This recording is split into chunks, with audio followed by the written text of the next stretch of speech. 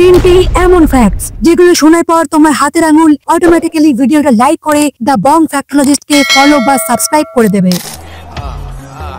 1.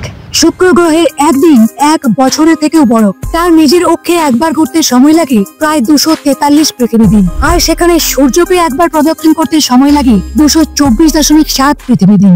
2.